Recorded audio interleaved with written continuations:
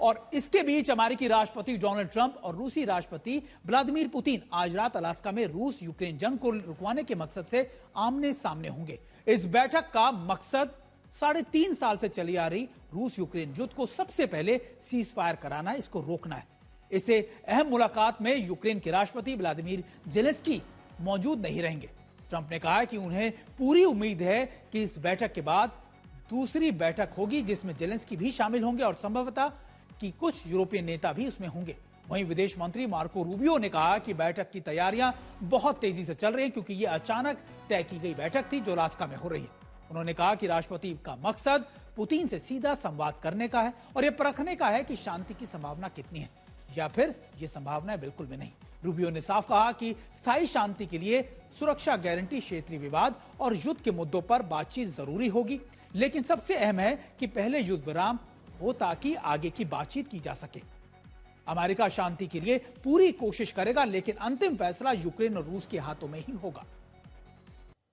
और इस बड़ी मुलाकात पे हमारे साथ हमारे सहयोगी प्रणय उपाध्याय भी जुड़े हैं जो हमें ज्यादा अपडेट के साथ हमारे साथ जुड़े हुए हैं। प्रणय, देखा वैसे तो पूरी दुनिया की नजरें इस मुलाकात पे होगी देर रात जब ये मुलाकात होनी है, लेकिन क्या संभावनाएं आपको दिखती हैं? क्योंकि हमेशा हम देखा है कि पुतिन अपनी बातों पर अड़िग है, वो अपनी शर्तों पर अड़िग है, जेलेंस्की अपनी बातों पर अड़िग है। अमेरिका कोशिश तो कर रहा है, लेकिन शायद ये कोशिशें कहीं ऐसा ना हो कि थोड़ी देर में खोखली साबित हो जाए।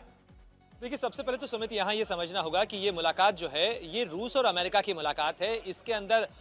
यूक्रेन के साथ चल रही जंग रोकने को लेकर कोई सीज फायर का ऐलान जो है वो नहीं आना है, क्योंकि उस तरीके की जो घोषणा है या जो लैंड स्वैप है या किसी तरीके का जो समझौता है वो तभी संभव है जबकि उसमें राष्ट्रपति जेलेंस्की भी शामिल हो, राष्ट्रपति पुतिन हो और साथ ही डोनाल्ड ट्रंप हो, जिसका संकेत बार बार डोनाल्ड ट्रंप दे रहे हैं। लेकिन फिर ये मुलाकात क्यों महत्वपूर्ण है? क्योंकि ये दो महाशक्तियों की मुलाकात है, साथ ही ये ऐसे समय पर हो रही है जब एक तरफ राष्ट्रपति ट्रंप जो हैं वो चाहते हैं किसी तरीके से कि ये लड़ाई बंद हो जाए, इसका श्रेय वो ले सकें, साथ ही पुतिन भी कहीं ना कहीं ये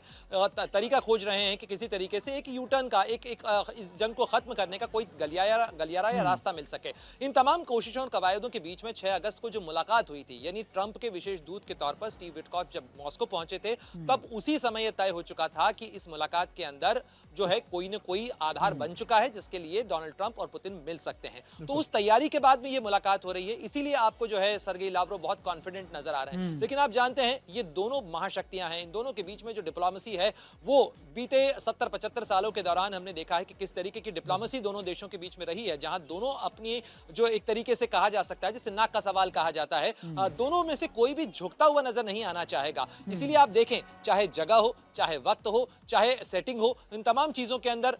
इस समय चूंकि अमेरिका ये दिखाना चाहता है कि ये मीटिंग उसकी जमीन पर हो रही है, वो पुतिन को बुला रहा है, उस अलास्का में बुलाया जा रहा है जो अलास्का रूस ने दिया था, बेचा था अमेरिका को $70 लाख के अंदर, और उस अलास्का के अंदर ये बैठक हो रही है। रूस और अमेरिका के बीच की दूरी हार्डली 55 मील की दूरी है अगर आप शोर टू शोर देखें इन इलाकों के अंदर। तो इन तमाम सेटिंग्स के बीच में ये मुलाकात हो रही है, लेकिन ये मुलाकात कई मायनों में बहुत महत्वपूर्ण है। पहली बात ये कि यहां से ये स्पष्ट हो जाएगा कि रूस यूक्रेन की जंग का जो दायरा है वो कहां तक जा रहा है, वो किस दिशा में जा रही है और खत्म होने को लेकर क्या वो स्वरूप हो सकता है। यही जो आप बातें बता रहे हैं, क्योंकि आपने बहुत ब्रीफली बताया कि देखिए जगह का महत्व कितना है, इस मीटिंग का महत्व कितना है और किस समय का महत्व कितना है, क्योंकि ये सारी मीटिंग ऐसे दौर में हो रही है जहां ना तो रूस पीछे हटने को तैयार है, ना ही जेलेंस्की पीछे हटने को तैयार है। आपका बहुत बहुत शुक्रिया